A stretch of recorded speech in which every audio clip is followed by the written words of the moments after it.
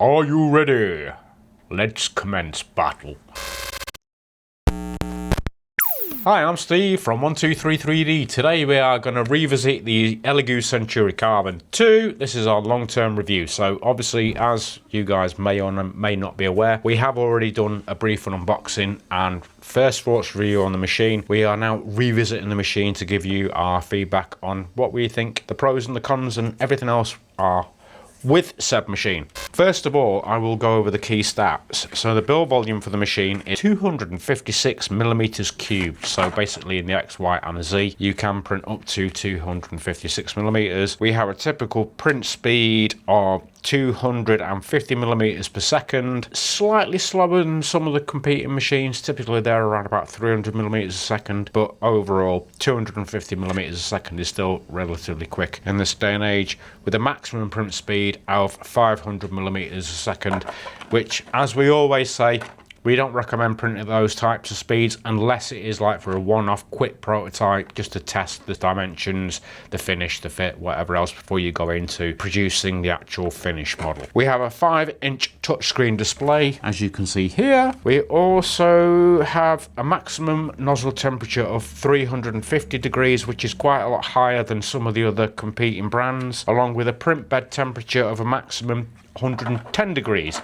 So the machine is quite well equipped for your more exotic filaments, i.e. PC, PCCF, that type of thing. This machine will be able to handle those quite well. Now we have the design and the build quality. Basically, the rear vent on the machine will open and exhaust based on the material type that you are actually printing with, which is a nice handy touch. We do have an active carbon filter built into the back of the machine, which filters out those VOCs. Very, very important. Obviously, if you've got this in a workshop or in an office where you are currently, constantly working, you don't want to be pumping those fumes into the same room that you're actually working in. So that's a nice touch. That will be a consumable item, so we'll need periodically changing and replacing. So once, basically, as soon as you start to notice an odor from the machine, that's giving you an indication that it's probably time to change that filter. You also have a dual-sided build plate. The canvas system does have RFID chip reading built in, so if you are using Elegoo's filaments that have RFID chips in, you can basically scan it on the actual canvas. It will then acknowledge the material type and the colour, thus alleviating you to do it manually via the screen. The spool holders do have auto retract, so basically what happens is once the filament is pulled into the canvas machine and it does a colour change, these are spring loaded, so it will automatically retract the filament back, saving you getting a big loop or a knot, which is also a plus. We have a built-in camera. The quality isn't the best. Typically we're seeing on these type of machines, you've got like a low resolution. Ideal for monitoring your prints remotely, but you're not going to get quality time lapses from them. You do not have inbuilt chamber heating, but what we will say is that you can heat the chamber. If you preheat the bed, get an ambient temperature up, and you can go away and you can print ASA, ABS, PC, whatever, without any real issues. Once you finish the print, the actual machine will retract out of the nozzle, so you don't need to preheat the machine to unload the filament when you go forward, because basically there isn't any filament still congealed cool in the nozzle, which is another nice touch. The fact that it retracts that little bit to pull it away from the hot end is, quite beneficial. Saves you a little bit of time in preheating or whatever when you do a filament change, if you need to do one. Assembly. So when we did our first video, obviously we will leave links to that in the description so you guys can go away and have a look. The assembly is quite straightforward. Everything comes packed inside the machine. There is 3 transport screws in the machine to remove, obviously, the bed, and I think the canvas and whatever else was locked in position via a plastic mounting bracket that is also held down in those points. You attach a screen, you screw in the nozzle wiper on the poop chute, which is at the back of the machine. Screw on the canvas unit, again, very, very self-explanatory. It literally clips into place and fixes down with a couple of screws. You connect the hub to the top of the extruder, which is a push fit. PTFE tubes, place all those into place, so from the canvas unit to the actual extruder, and you plug in the data cable. So basically this cable, I will unplug it. This cable here plugs into the back of the machine and then into the canvas. Blinking lights, flashy, booted, no all solid, we're good to go. That is pretty much the setup process. Nothing really hard and fast about it. There's nothing overly complex, and the assembly that we found in our own experience was relatively straightforward. And as I say, if you haven't seen that video, go out and check it out. You will see the process in that one. Build quality and hardware. So the build quality is very, very similar to the actual original Centauri Carbon. Obviously this has got the added canvas system and the lid. Apart from that, everything else is quite much the same. In terms of build quality, the machine is well made. We loved the original Centauri Carbon, and we can't understand why Elegoo stopped making that one as well, because that's a cracking machine, really reliable, produces high quality prints in a wide range of materials, and this is no exception. You've just got the added advantage of 4-color printing. We have a glass door, not a glass lid, a glass door and a plastic lid. Overall, like I said, the machine is very, very well made.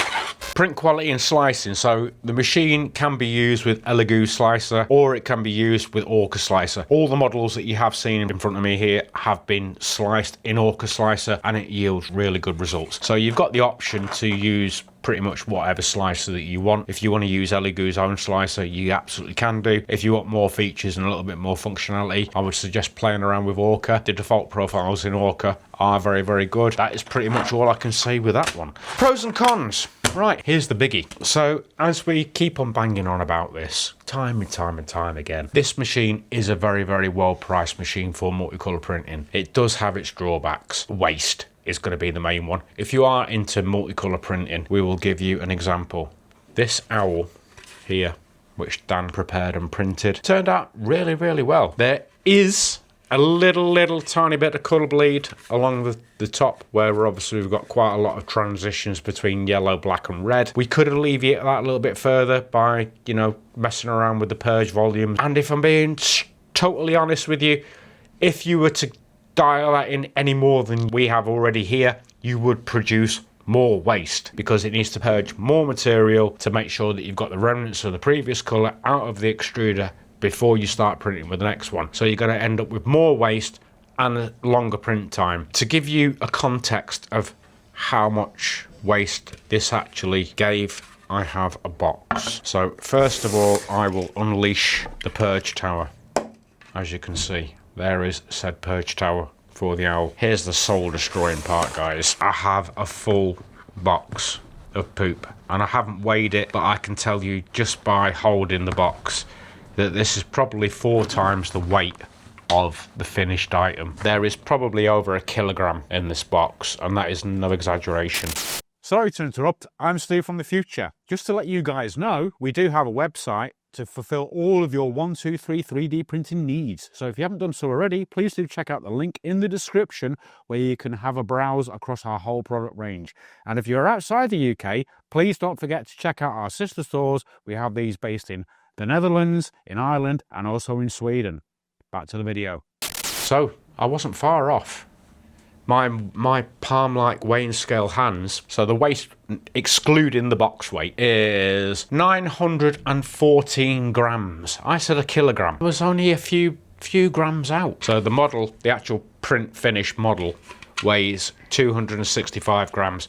This is pretty much 1/4 of the weight of the waste. CFS units, canvas units, anything that's using an external factor to swap and change filaments is always going to produce more waste than a tool changer machine. So that is something else to also consider. If you're producing a lot of parts in multicolour, then like I said previously, if it's small models, fill the build plate to maximise production, limit your waste. Or if you're producing larger models, I would wholeheartedly suggest that you do look at a machine that has a tool changer, i.e. the Snapmaker U1 or something along those lines, because obviously waste and print time in some applications is key, while other people who are doing it as a hobby or a small business who aren't overly worried about how long things take to print because they're happy to wait for them, this is absolutely worth looking at. If you're printing smaller models in multicolour, fill the build plate with the models, print, you know, multiples of that model if you need them. Don't print one at a time, because printing one item like the little ferret, printing the ferret, if you printed 1 or you printed 10, printing 1 to 10 is going to produce the same amount of waste. So it's more economical to print 10 than 1, because it will do the same amount of purging and whatever else. It performs exceptionally well with carbon fibre and filaments. So here is a drone frame been printed out in PCCF, I do believe. No issues at all. Print quality is absolutely spot on. There's no warping or anything on this part. As you can see, it is multiple parts all fixed together. We have a nice little black giraffe. I've never seen a black giraffe, but we have one now with white eyes. And it's done a pretty good job, to be fair, on that. There is no bleed between the eyes and the actual black on the actual model. So again, really smooth, clean, shiny print, no visible artifacts, layer lines or anything like that on the print. It just performed really, really well. Then a little mask. Again, this is printed out in 2 colours. Being really, really picky if you want it to be. Again, it's quite a light colour against the dark contrasting colour. There is a fractional bit of bleed in there, but again, you could alleviate that if you change the purging volume or whatever else and just dialed it in a little bit better, but just, you know, we did this default so you can get a true representation of what the machine would perform like out of the box. And then Chris has printed off a load of little signs. Chris is a very, very signy man. He loves signs. And it performed really well on all of them. And we will, as I say, leave close-up pictures to these in the video so you guys can see. But yeah, ultimately, it did a good job throughout that will give you the capability to do single colour multi-material. So it's pretty much a universal machine that will suit a wide range of applications. Overall, I would say that this machine is ideally suited for the guys or girls who are new to 3D printing. They want a machine that is capable of printing multicolour. It's easy to use, it's very affordable, it produces decent quality results, and it's an Elegoo machine. You know, the Centauri Carbon had an exquisite reputation. It was just like one of our best-selling machines for how long? I can't even remember how many Centauri Carbons we sold, and honestly, I think I had one come back. If you're in the market for your first printer that you want to have the capability to print multicolour with, this is definitely worth considering. So if you've got any questions regarding the machine, please do drop it in the comments box below. I would love to hear your thoughts, answer any questions that you may have. Just check out the full unboxing and first thoughts review. Go and check out that video. We will leave the link to that one in the description. And if you haven't done already, please don't forget to like, subscribe and share, because it would mean the world. If you want to buy this machine, we will leave a link to it in the description also, so you can purchase it through the website. Next day UK shipping. What more could you ask for? Backed by full UK support. And if you want to know anything else, you can ask via email, whatever. Phone if you want. The choice is up to you. That is it from me on this one. Bye bye for now. I will see you in the next one.